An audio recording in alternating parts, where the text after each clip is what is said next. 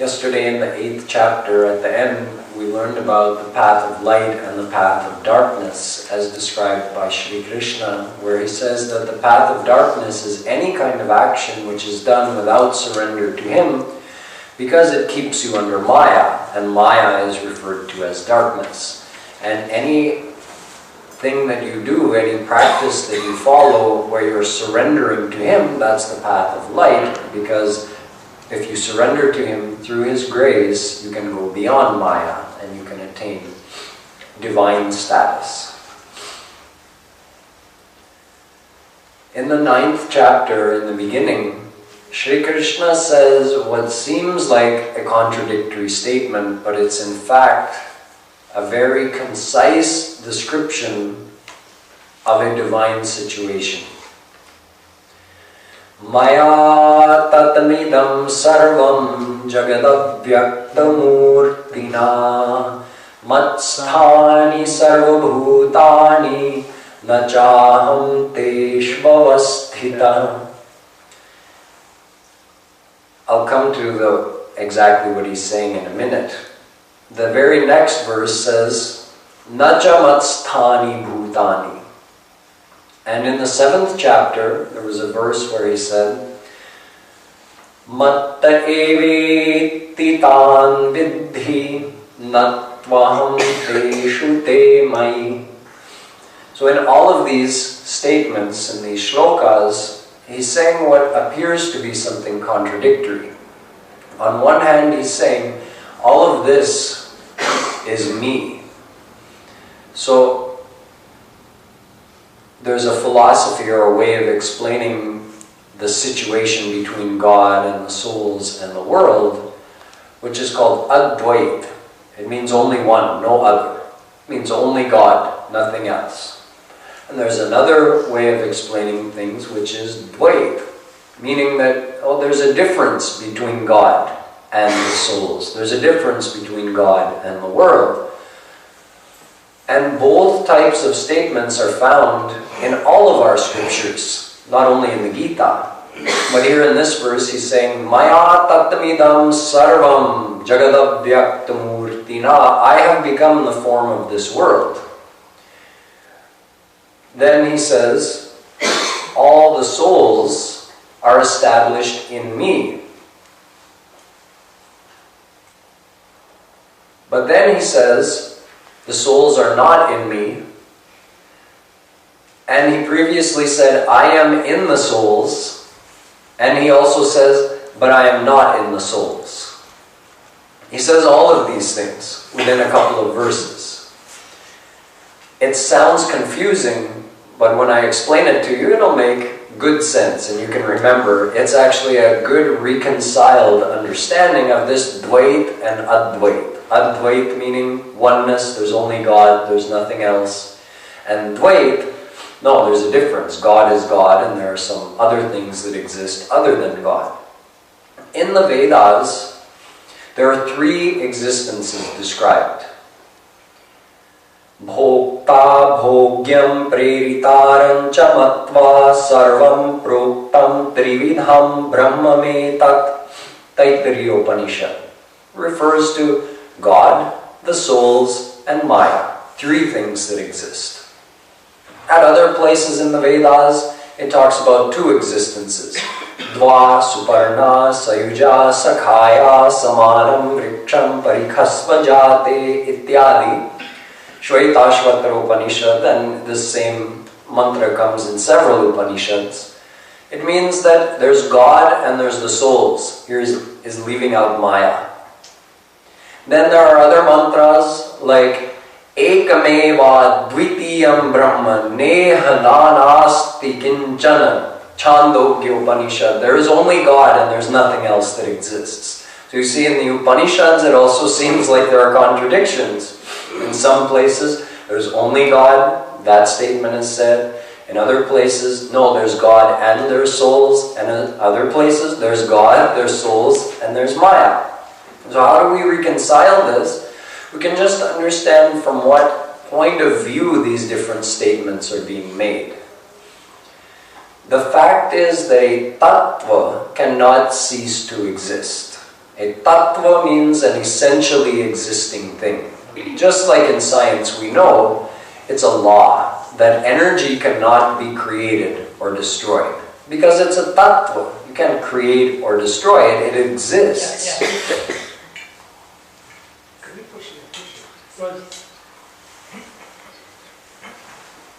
If it exists, it can't cease to exist. It can't disappear. Then why do we sometimes say there are 3 tattva, and sometimes we say there are 2, and sometimes we say there are 1? These 3 things do exist. Okay, souls exist, God exists, and the material energy we call Maya exists.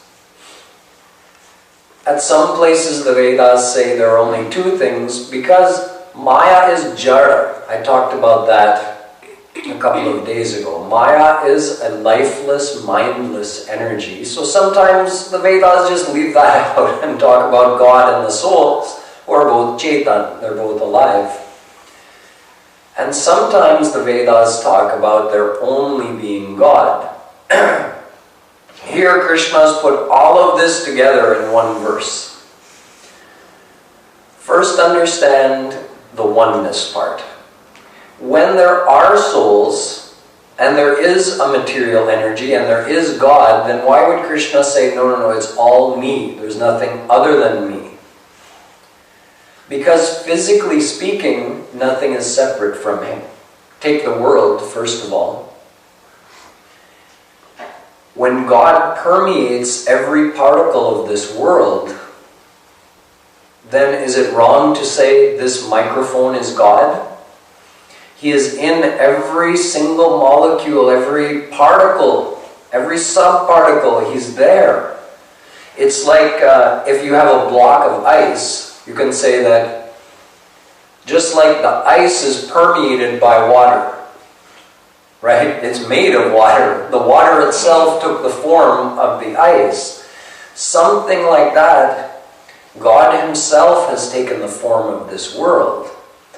But Maya still exists as a power of God, which is a material energy, but it exists upon the base of God, and God permeates Maya. So Maya is totally dependent on God. It cannot exist or function without God. And it doesn't exist outside of God.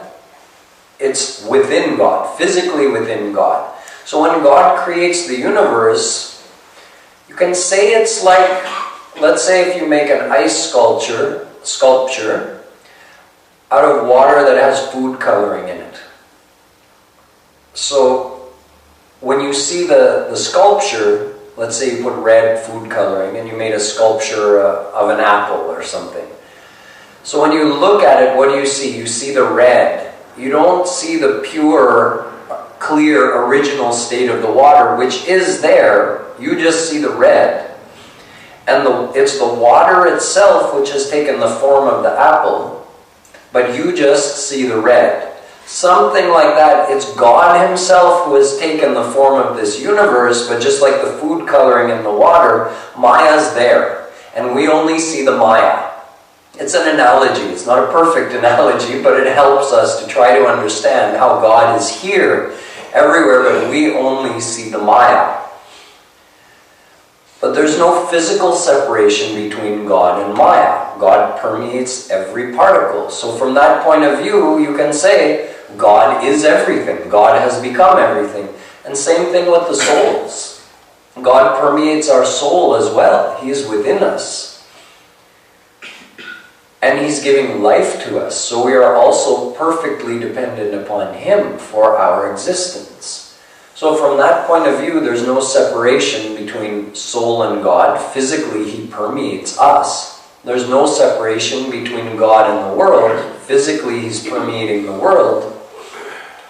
And you can turn it around also and say the world, just like I said, He's within the world. Well, the world is within Him also. Because He's unlimited, so could anything exist outside of Him? No. He's holding the whole universe within Himself.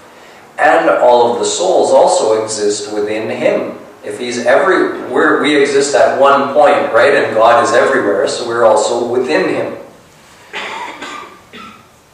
I'm just telling you in brief, this is the oneness part. God is in us, we're in him. God is in the world is in him.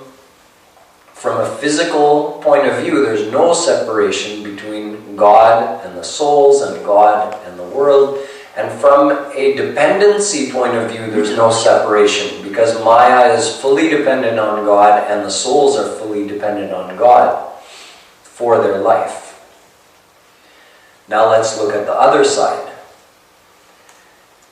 Because in this verse of the Gita, Shree Krishna says, I am in the world and the world is in me. I am in the souls and the souls are in me. And then he turns around and says, I am not in the souls and they are not in me. I am not in the world and the world is not in me. Or I am not in Maya and Maya is not in me.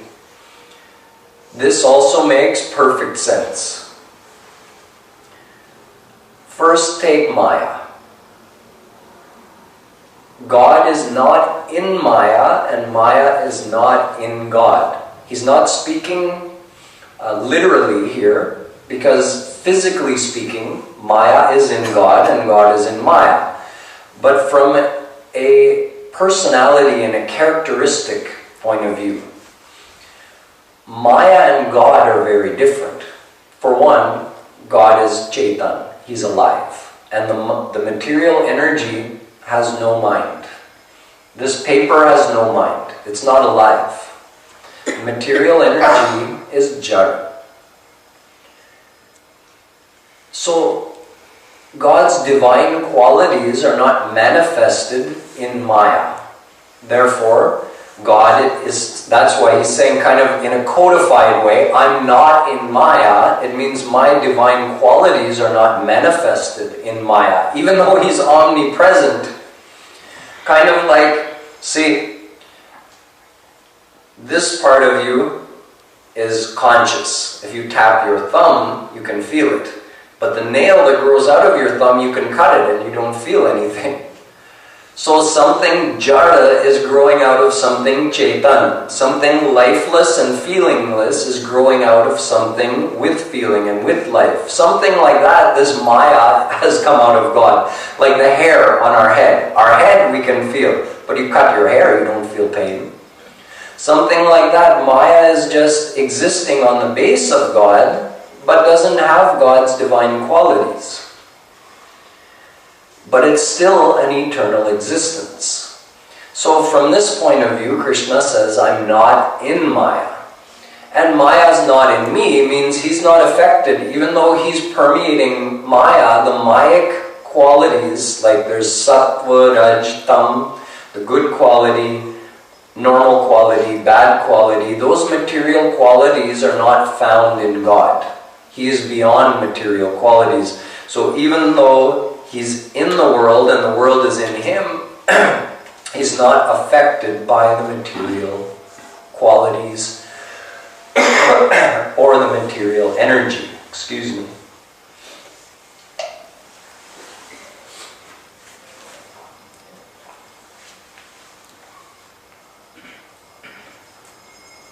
It also means, when you look at the souls, see, he says, I am not in the souls. Well, physically speaking, that's not correct. He is in the souls. And why is he saying he's not in the souls? Because he's not controlling us.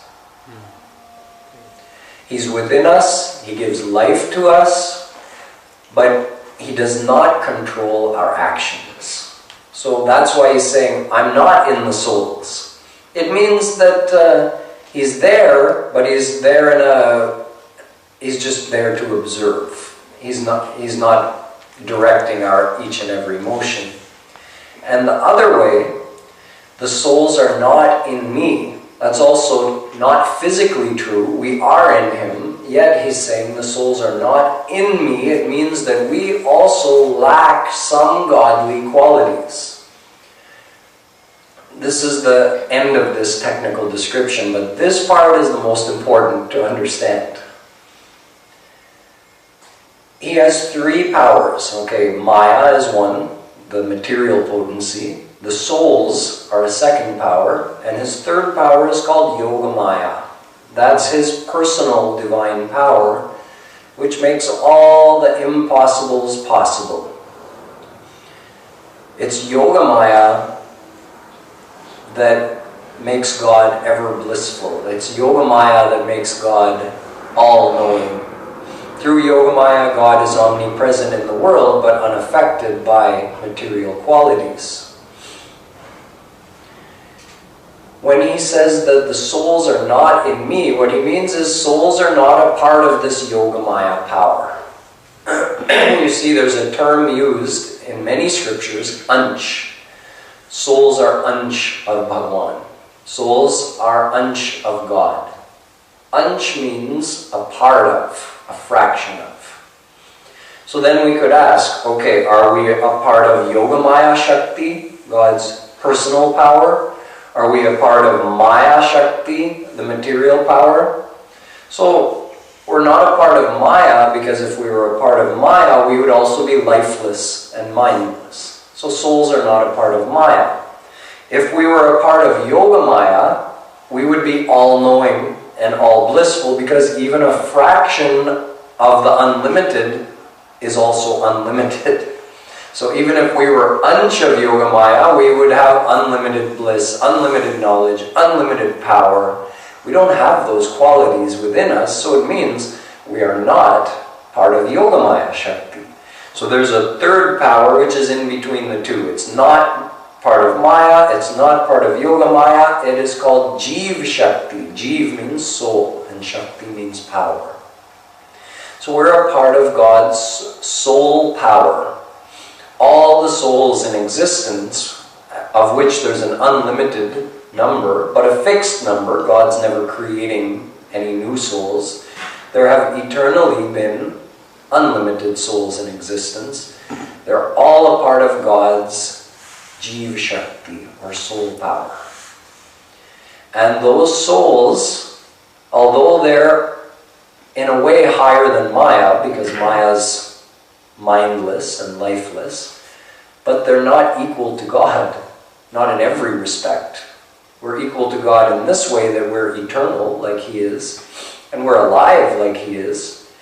But in terms of our knowledge and power and blissfulness, we can't compare ourselves to God at all.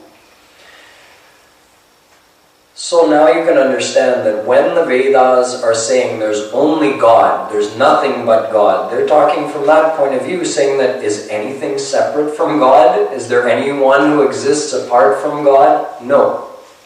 When the Vedas speak of two things, they're talking of God and soul. When they speak of three, they're also including Maya. All are correct. But technically speaking, there are three things that exist. But since the souls and Maya depend on God, sometimes we say there's only one thing that exists, God. But you should not get confused thinking that I am God. You can think of it from the point of view that God is here within me. But our personality is individual. God has His personality, which is blissful, caring, perfectly gracious, perfect knowledge. That's His personality, absolute power. And our personality, as we all know and accept, is faulty. We all have faults. So how can we say, I am God? That doesn't make sense. We can understand that God is within us and we're not separate from Him, but at the same time we have our own personality and He has His personality. And a soul who surrenders to God can become more like God than he is now. Meaning God gives him His unlimited knowledge and His unlimited bliss. But even then, he still remains as a soul with an individual personality. He doesn't become God, because if he became God, that would mean he as a soul ceased to exist, which is impossible. An existing thing cannot cease to exist. And this has been our situation since eternity. Sometimes people wonder When was I separated from God? It never happened. Although there's, as I was saying, there's no physical separation, but we don't know God. God is not visible to our material eyes. We've never directly experienced Him. So in that way, we're separate from God. If we were one with God, if we had attained a state of divine unity with God, we would be experiencing divine bliss all the time. So the very fact that we are sometimes unhappy, or many times unhappy, it shows us that we are separate from God, at least in terms of our experience. Even if someone says, oh no, God is within. Okay, that's great. That's a theoretical knowledge you have. Correct. Yes, God is within. But that's like saying that I have $1 million in gold coins buried beneath my floorboards or somewhere under my house. And what do you do every day? How do you make a living? You go out begging. But I'm the richest person in my town because I have $1 million in gold coins buried under there. Well, dig it up. So just saying God is there is not enough. We have to actually experience Him.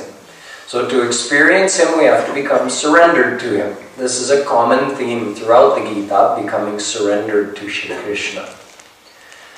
In order to become surrendered to Him, we don't have to go anywhere because He's already here. We have to surrender our heart to Him or turn our mind towards Him. You can call that developing faith in Him or increasing your attachment in Him. These are all different words for the same thing. In this way, in a very short few verses, Shree Krishna reconciles all these apparent controversies between Dvait and Advait.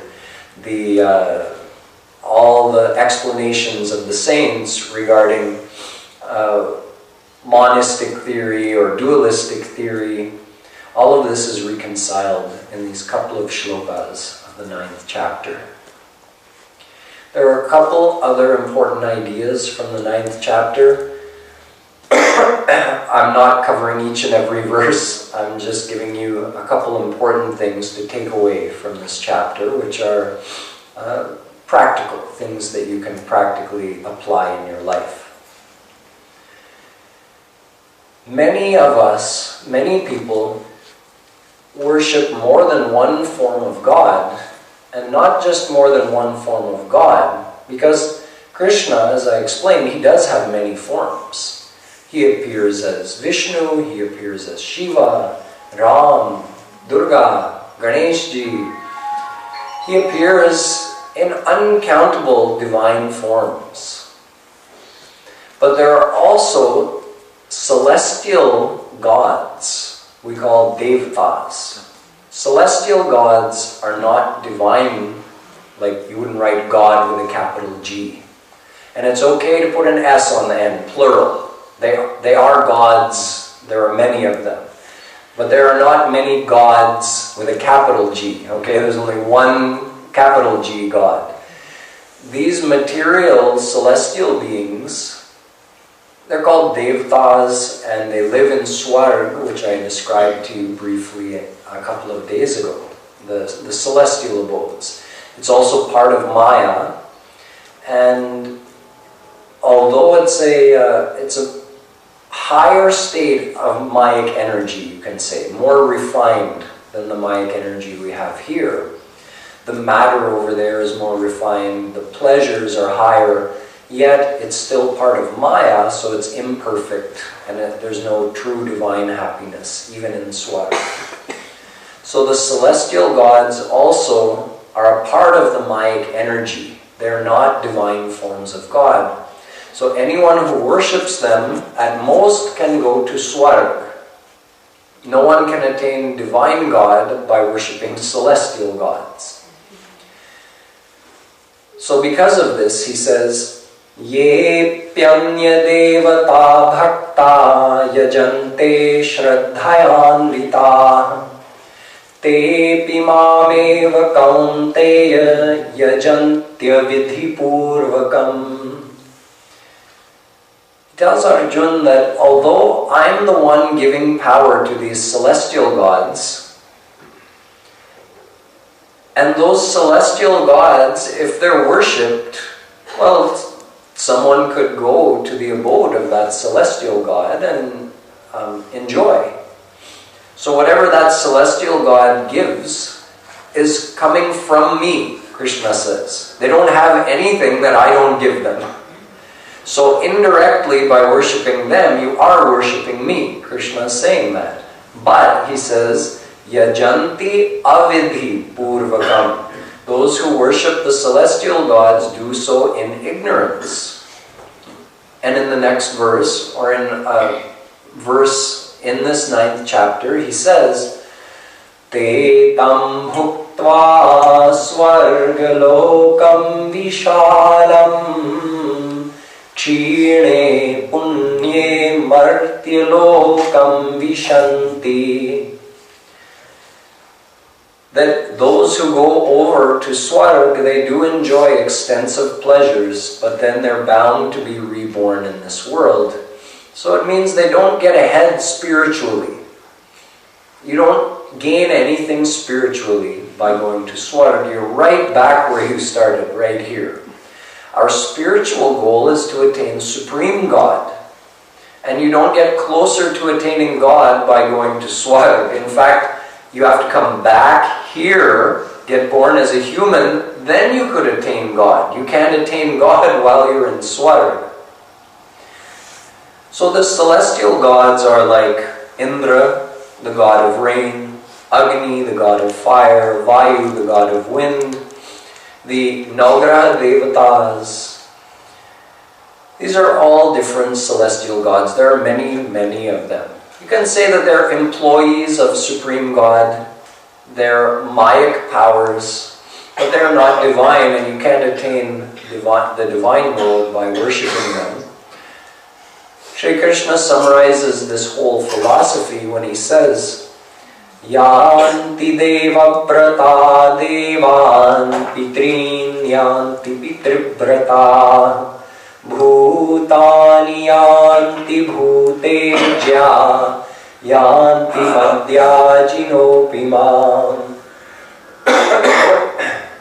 He says whatever you worship, that's where you'll go. If you worship celestial gods, you'll go to Swarg.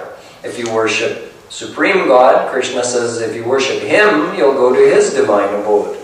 If you worship spirits, if you worship material beings of this physical world, then you'll be reborn in this world, or you'll go to the spirit world.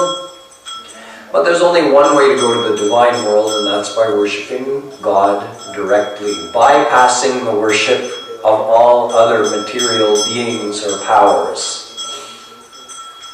This is a very important philosophy of the 9th chapter. Krishna uses that word ananya or ananyata at many places in the Gita.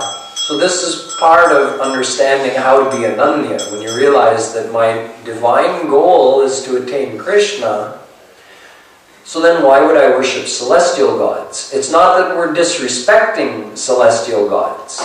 But Krishna, you see, Vedavyasji writes in the Bhagavatam, Yatha taror mulanishe chanena tripyanti tatskandha bhujo pashakha. He says that if there's a big tree, and you take water and just pour it on the root, the whole tree will get the water. The trunk, the bark, the branches, the twigs, the leaves, the fruit, the flowers, everything will get the water if you just pour it on the root. But if you take the same water and sprinkle it on all the leaves, neglecting to pour it on the root, the tree's going to dry up and die. Similarly, if you just worship Shree Krishna directly, all the other celestial gods, even other forms of God, they're all satisfied and happy. Because He's the root. He's Adi Purush. So we shouldn't have the idea that, if I don't worship celestial gods, I'll be disrespecting them or they'll be unhappy, something like that. Well, their boss is Krishna. They're happy if you're worshipping the boss, okay? Just do bhakti to Shree Krishna, all the celestial gods, all the material powers, they're all happy. All the divine powers are happy, let alone material powers. This is ananyata. It means exclusive devotion to only one. Keep in mind that the divine forms of God are not many.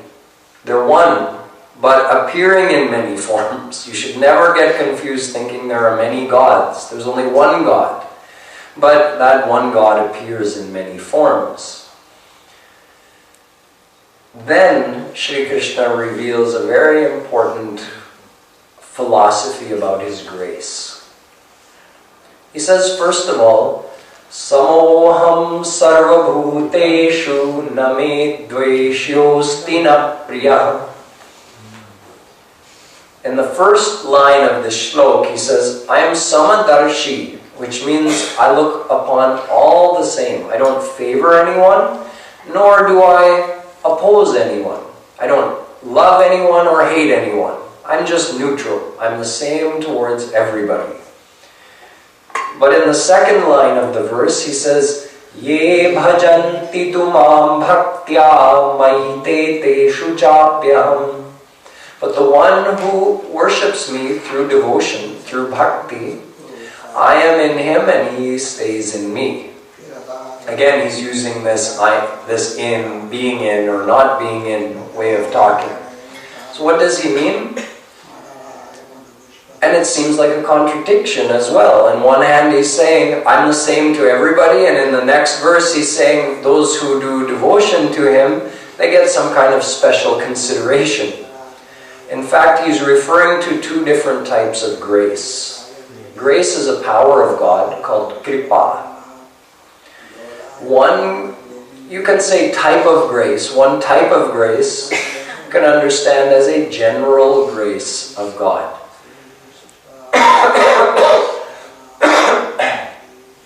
A general grace upon all the souls. In what ways do we receive that grace? For one thing, he's giving life to our soul, and he does that to everybody. Even the one who professes not to believe in him, who considers himself to be an atheist. Think of the irony. That person is denying the existence of God, and the same God is within that person's soul, giving life to his soul, and it's with the power God is giving him that he's able to say, I don't believe in God. In other words, that grace is for everybody. It doesn't matter who they are, God gives life to every individual soul. That's one general grace on all the souls. Another thing he does, which you might not have considered to be his grace, but actually is a great grace upon all the souls, is that he manifests the universe. Why does he manifest the universe? Does he need the trouble of looking after this universe? Remember, I told you when the universe is dissolved, God is still there. His divine abode is still there. The saints who have attained him are still there. They're all perfectly fine, enjoying in the divine world. What possible reason would God have for manifesting this physical world? What a headache it is. Why does he do it? For those who haven't attained him yet. All of the souls are eternally apart from God. We were never separated. Since eternity, we've been in the same state we are now. We're here, but we're not experiencing God. So you can say we're separated from God. When were we separated? It never happened. It's always been like that. Had it ever happened, then you could blame God. Why did you let me get separated from you? Or why did you put me in this world when I was with you at one time? No, we were never with God. We've eternally been turned away from God. That verse I quoted from Vedas, Dva Suparna Sayuja Sakhaya, It says that God is always watching you. He's waiting with open arms, waiting for you to turn around to Him, but your back is to Him. It means we don't have real faith in Him. We look towards the world for our happiness, not towards God. That's been our eternal situation. It's not God's fault, it's our fault. We're eternally turned away from Him. But many souls have attained Him. How did they attain Him? Because when He manifests the universe, He also makes spiritual knowledge available in the world. When He manifests the universe, He gives souls a human birth, allows them to be born as human, so they have the intellect that would allow them to understand such things, and then He provides the knowledge through the Vedas, through the Gita, and other such scriptures.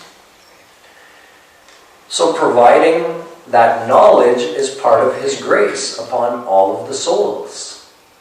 Manifesting the universe. If He didn't manifest the universe, what state would we be in? We'd be dormant. When the universe is dissolved,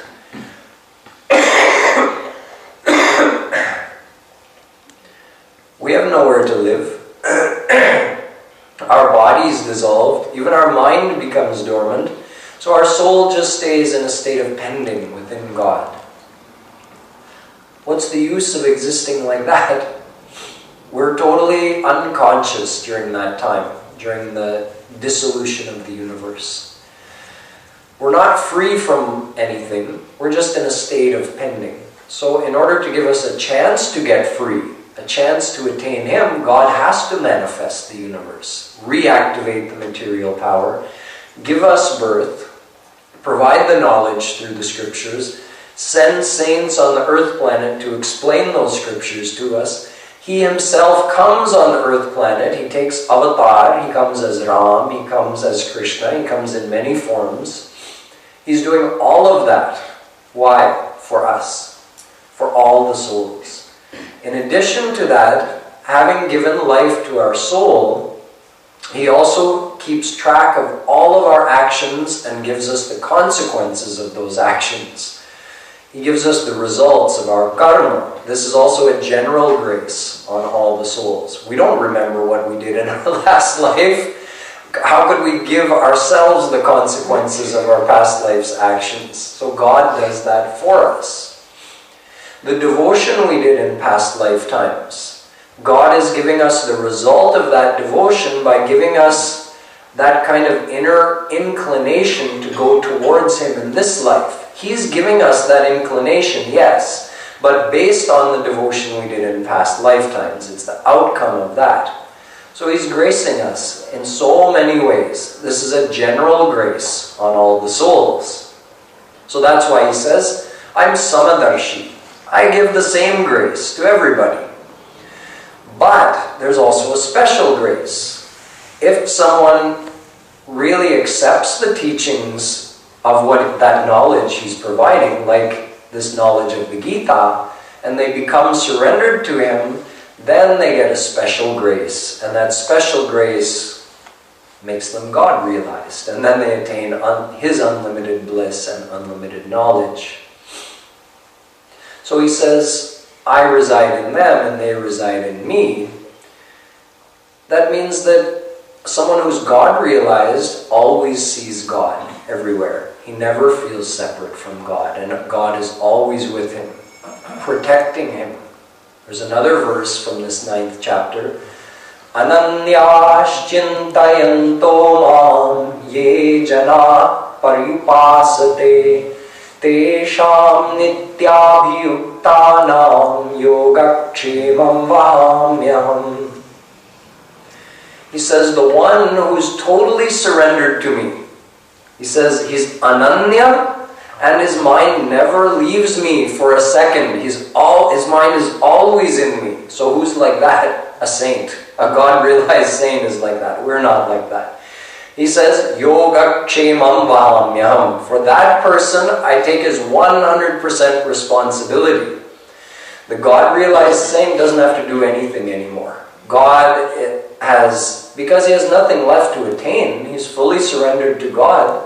So like a newborn baby, whose mother does everything for him, God does everything for the saint. He doesn't have to worry for anything. What about us?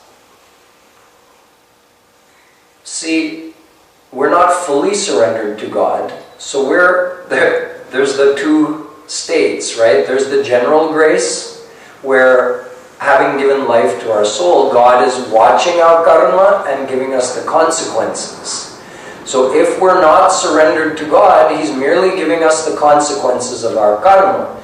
If we're surrendered to Him, we get His special grace, which gives us God realization. What about those who are in between? Well, we get a mixture. To the extent we're surrendered to God, we experience some amount, not of the actual divine bliss, but a reflection of that bliss is experienced on the devotional path. And God does make some particular exceptions for His devotees in trying to help them proceed on the path. You can say He's not just Nyayi. Nyayi means dispensing justice. Oh, you did this karma, get this result. That's how God is if you're not surrendered to Him. When you're surrendered, there are some adjustments made to help you on your spiritual path. But it depends on the degree of our surrender. So we all receive His general grace all the time. And that special grace is also available to anyone at any time, but in order to receive it, we have to open our heart and become surrendered to God. At the end of this chapter, he says, Patram pushpam phalam toyam yo me bhaktya prayachati tadam bhaktyuparita mashnami prayatatmana. Here he's talking about devotion.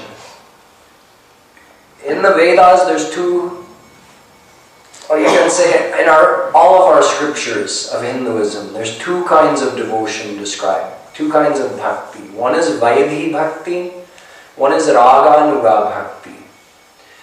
Vaidhi bhakti is according to many difficult rules and regulations that have to be followed. How to worship, what way to sit, what you have to recite, what you have to offer to God, what time of day to do it.